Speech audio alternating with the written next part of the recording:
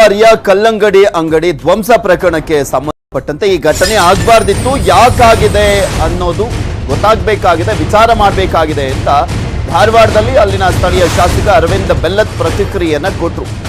ಘಟನೆ ನಡೆದಂತ ವಿಚಾರಕ್ಕೆ ಸಂಬಂಧಪಟ್ಟಂತೆ ಹಿಜಾಬ್ ತೀರ್ಪನ್ನ ವಿರೋಧಿಸಿ ಕಾನೂನಿಗೆ ಅಗೌರವವನ್ನ ತೋರಿದ್ರು ಇವರು.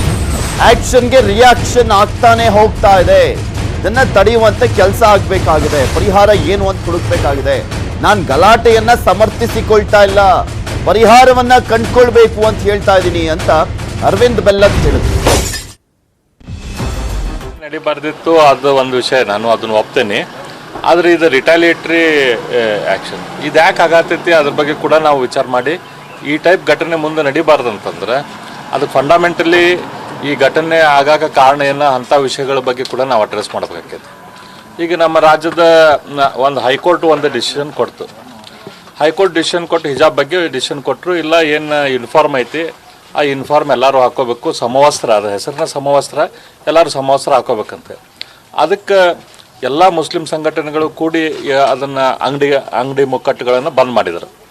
ಹಂಗೆ ಬಂದ್ ಮಾಡಿದಾಗ ಅದಕ್ಕೆ ನಾರ್ಮಲ್ ಬೇರೆ ಸಮಾಜದವ್ರು ಏನಂತ ಅನ್ಕೊಂತಾರೆ, ಕಾನೂನಿನ ಬಗ್ಗೆ ಗೌರವ ಇಲ್ಲ, ಕಾನೂನು ಬಗ್ಗೆ ಆಗ್ತಾ ಇಲ್ಲ. ಅದಕ್ಕೆ ಸಿ ಟಿ ರವಿಯವ್ರು ಏನು ಸ್ಟೇಟ್ಮೆಂಟ್ ಕೊಟ್ಟರು, ತಲೆ ಹೊಡೆದಾಗ ಏನು ನಮ್ದು ಇಲ್ದಂಥ ಕಾಳಜಿ, ಕಲ್ಲಂಗಡಿ ಹೊಡೆದಾಗ ಯಾಕೆ ಕಾಳಜಿ ಐತಿ, ಎರಡರ ಬಗ್ಗೆನೂ ಕಾಳಜಿ ಇರಬೇಕಂತ ಏನು ಹೇಳಾರಲ್ಲ, ಸರಿಯಾಗಿ ಹೇಳಿದ್ದಾರೆ. ಇದೈತಲ್ಲ, ಇದು ಯಾಕೆ ಹಿಂಗಾಗತೈತಿ ಅದ್ರ ಬಗ್ಗೆ ವಿಚಾರ ಮಾಡಿ ಅದ್ರ ಬಗ್ಗೆ ಮುಸ್ಲಿಂ ಸಮಾಜದ ನಾಯಕರು ಅದ್ರ ಬಗ್ಗೆ ಆ್ಯಕ್ಷನ್ ತೊಗೊಳ್ಳೋವಂಥ ಕೆಲಸ ಆಗ್ಬೇಕು. ಅವಾಗ ಸಮಾಜ ಕೂಡಿರೋಕ್ಕಾಕೈತಿ. ಈಗ ಇದು ಯಾವಾಗಿದ್ರು ಆ್ಯಕ್ಷನ್ ಆ್ಯಂಡ್ ರಿಯಾಕ್ಷನ್ ಹಾಕೊಂತ ಹೋಗೋದು ಇಲ್ಲಕ್ರ ವಿಕೆರಿ ಪರ್ಸನಲ್ ಟೆಂಪಲ್ ಅದು ಗೌರ್ಮೆಂಟ್ ಟೆಂಪಲ್ ಅಲ್ಲ, ಅದು ಪರ್ಸನಲ್ ಟೆಂಪಲ್.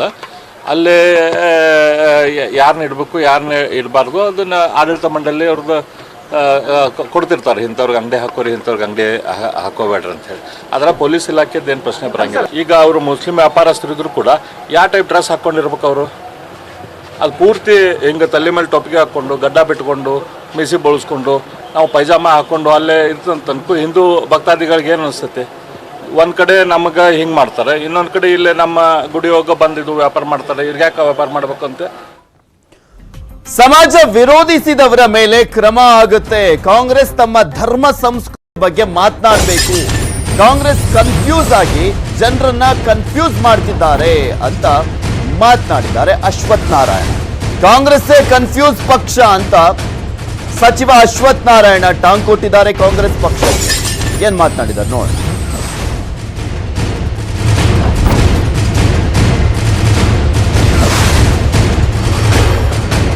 ಕಾಂಗ್ರೆಸ್ ತಮ್ಮ ಧರ್ಮ ಸಂಸ್ಕೃತಿ ಬಗ್ಗೆ ಮಾತನಾಡಬೇಕು. ಕಾಂಗ್ರೆಸ್ ಕನ್ಫ್ಯೂಸ್ ಆಗಿ ಜನರನ್ನೂ ಕೂಡ ಕನ್ಫ್ಯೂಸ್ ಮಾಡ್ತಾ ಇದೆ. ಕಾಂಗ್ರೆಸ್ ಕನ್ಫ್ಯೂಸ್ ಪಕ್ಷ ಅಂತ ವಾಗ್ದಾಳಿಯನ್ನ ಮಾಡಿದ್ದಾರೆ ಕಾಂಗ್ರೆಸ್ ಪಕ್ಷದ ವಿರುದ್ಧ ಅಶ್ವಥ್ ನಾರಾಯಣ.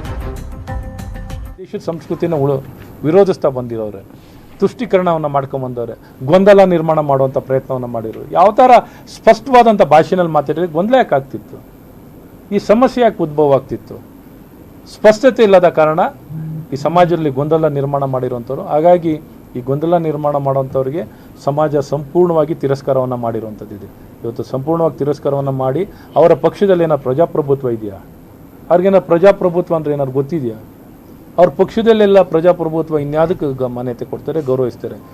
ನಾವು ನಮ್ಮಲ್ಲಿ ಏನೇ ಸಮಸ್ಯೆಗಳಿದ್ರು, ಏನು ಕಾನೂನುಗಳಿದ್ರು ಅದನ್ನು ಏನು ಅನುಷ್ಠಾನವನ್ನು ಮಾಡಬೇಕೋ ಅನುಷ್ಠಾನವನ್ನು ಮಾಡೋದು ಬಿಟ್ಟು ನಾವು ಯಾವ ಹೊಸ ಕಾನೂನು ತಂದಿಲ್ಲ, ಯಾವ ಹೊಸ ವಿಚಾರನೂ ತಂದಿಲ್ಲ. ಇರೋವಂಥ ಕಾನೂನನ್ನೇ ಪಾಲನೆ ಮಾಡ್ತಿದ್ದೀವಿ. ಯಾರೇ ಕಾನೂನು ಉಲ್ಲಂಘನೆ ಮಾಡಿದ್ರೆ ಅವ್ರ ಮೇಲೆ ಕ್ರಮ ವಹಿಸುವಂಥದ್ದು ಭಾಳ ಸ್ಪಷ್ಟವಾಗಿ